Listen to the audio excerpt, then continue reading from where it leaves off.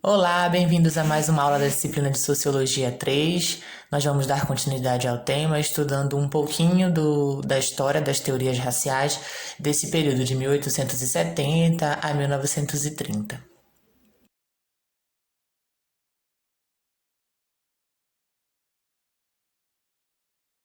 A partir de 1870 é que se introduzem no Brasil algumas teorias de pensamento que até então eram desconhecidas, como o positivismo, o evolucionismo e o darwinismo.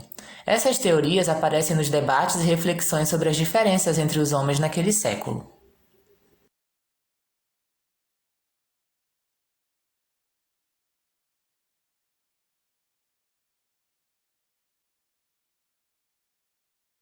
Já no século XVIII, as populações estranhas ao continente europeu passam a ser classificadas como primitivas, no sentido de estarem na fase inicial do gênero humano. Essa compreensão reduzia a humanidade a uma única espécie, mas consideravam apenas uma única linha evolutiva. Embora expressasse uma tradição igualitária, porque eles consideravam, esses diversos grupos como povos e nações de uma única espécie humana, mas eles faziam essa classificação hierárquica. Jean-Jacques Rousseau, o principal filósofo humanista, acreditava na perfectibilidade da espécie humana, ou seja, na capacidade de todos os homens de sempre se superarem e contrariarem os ditames da natureza.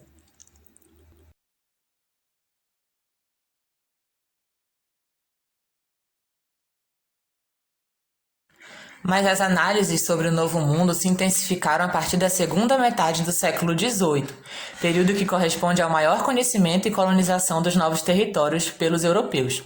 Nesse momento, surgiu um tipo de visão mais negativa do selvagem e do seu meio, que passa a ser considerado como naturalmente inferior, débil e decadente. O Conde de Buffon foi um naturalista francês que considerava o continente americano como um lugar de muitas carências. Embora considerasse a unidade do gênero humano, ele classificava os diferentes agrupamentos humanos numa relação hierárquica.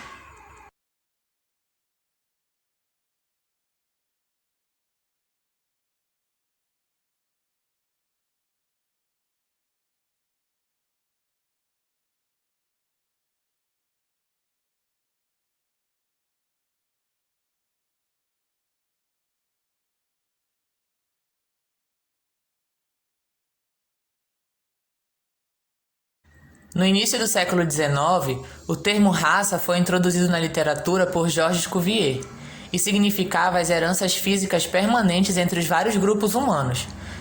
Tratava-se de uma reação contra os pressupostos igualitários das revoluções burguesas. O discurso racial surgia para dizer que o indivíduo era resultado dos atributos específicos da sua raça.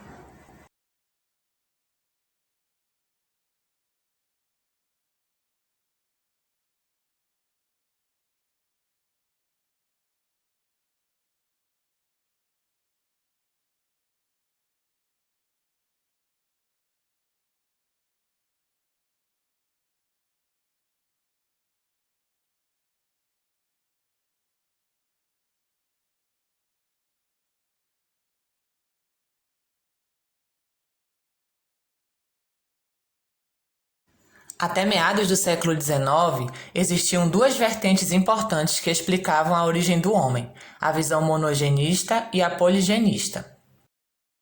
A visão monogenista acredita que a humanidade é única e que teria se originado de uma fonte comum. Nessa concepção, a humanidade era dividida em estágios que iam do mais perfeito ao menos perfeito. A visão poligenista acreditava na existência de vários centros de criação, que corresponderiam às diferenças raciais. Nessa visão, o comportamento humano é visto como resultado de leis biológicas e naturais. Nessa linha poligenista, surgiu uma nova hipótese, a da natureza biológica do comportamento criminoso, cujo principal defensor foi César Lombroso, que argumentava que a criminalidade era um fenômeno físico e hereditário.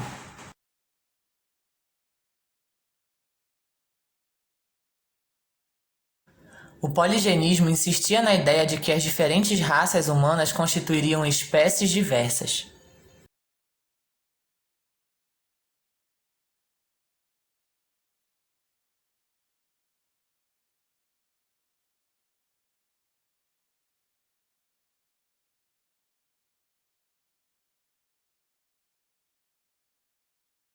Com a publicação e divulgação de A Origem das Espécies por Charles Darwin em 1859, novas ideias foram incorporadas às teorias raciais. Os monogenistas continuaram a hierarquizar raças e povos em função de seus diferentes níveis mentais e morais. E os poligenistas admitiam os ancestrais comuns da pré-história humana, mas eles alegavam que as espécies haviam se separado há tanto tempo que desenvolveram heranças e aptidões diferentes. Vários conceitos de Charles Darwin foram usados para a análise do comportamento das sociedades humanas, como os conceitos de competição, seleção do mais forte, evolução e hereditariedade. O próprio imperialismo europeu usou a noção de seleção natural como justificativa para a explicação do domínio ocidental como sendo mais forte e adaptado.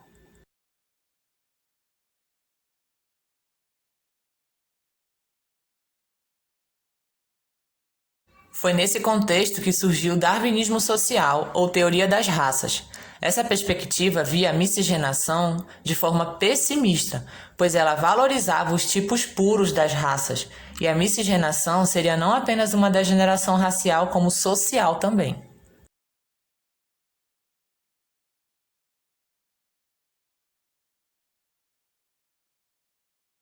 No Brasil, o principal porta-voz dessa ideia foi Nina Rodrigues, que via a mestiçagem como algo perigoso para o desenvolvimento nacional.